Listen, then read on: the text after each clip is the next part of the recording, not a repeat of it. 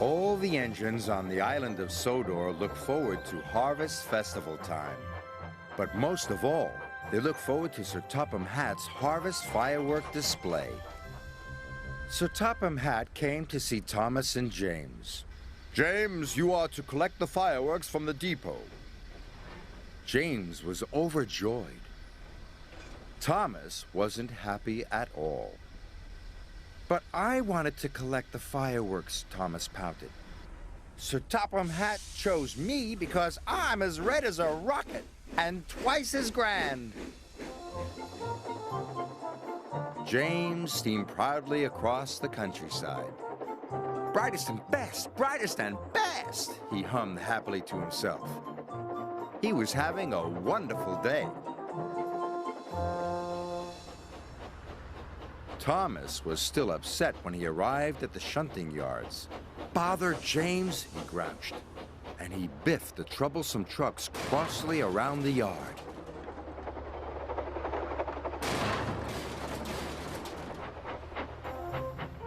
When James arrived at the depot, he was very excited. The freight cars were all ready for him, filled safely to the top with fireworks.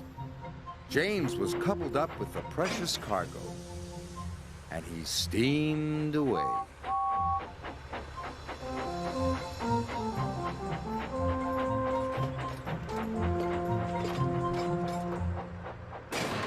Thomas shunted the last truck crossly into place. The troublesome trucks were glad that job was finished. Oh. James happily steamed along. He was thinking about the fireworks. He was imagining all the sparkles, flashes, and shooting stars when suddenly there was a loud noise. And James ground to a halt. "I will have to go and call for help," said his driver.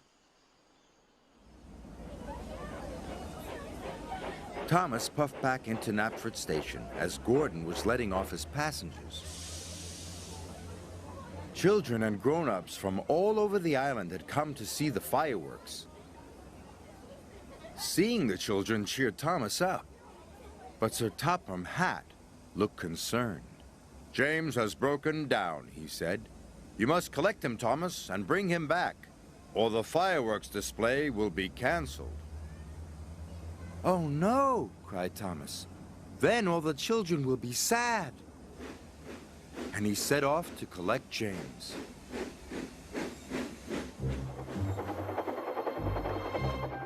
Thomas puffed across the countryside. Even with his light on, Thomas knew he had to be very careful.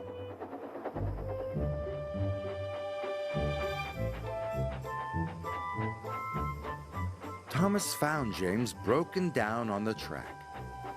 "Hello, busted boiler," teased Thomas. "You don't look very useful now." James was upset. But when Thomas got behind James, he couldn't see ahead. "You will have to look out for me," said Thomas. James was cross. "You said I wasn't useful," he pouted. "But if the fireworks don't get to Knapford Station," puffed Thomas, "the display will be canceled." James didn't want the children to be sad, so he agreed to look out for Thomas, and they set off together.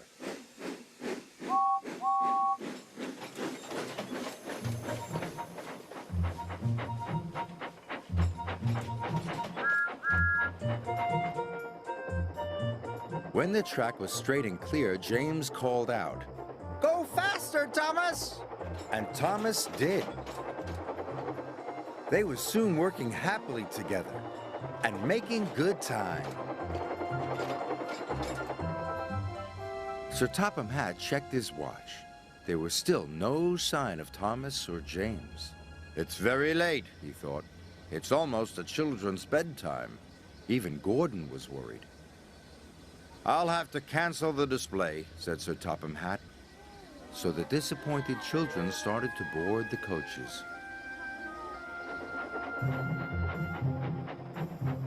At last, they could see the signal lights. The signal had turned red. Thomas and James stopped. Why would the signal be red? Puzzled James. Maybe a passenger train is coming through, puffed Thomas. Gordon must be taking the children back, cried James. Thomas and James were very upset. We're here, they cried, and sounded their whistles as loudly as they could. But no one could hear them. The children were all on board. Gordon was ready to depart. Then Thomas had a bright idea. Send up a rocket, he told his driver. So his driver carefully lit a rocket. He stood well back as it whooshed into the sky. The rocket burst into stars. A sparkling dragon! Cried Sir Topham Hatt. It must be Thomas and James. Stop, Gordon, he said. The firework display is back on. The junction signal turned to green, and Thomas and James were soon on their way.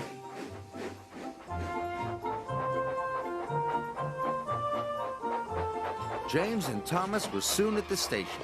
The children cheered. Good work, Thomas, cried James happily. And good work, James, agreed Thomas.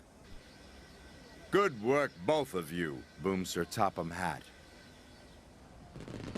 That night, Thomas and James watched the fireworks together. I think we are both useful engines, said James proudly. But we are most useful when we work together, puffed Thomas.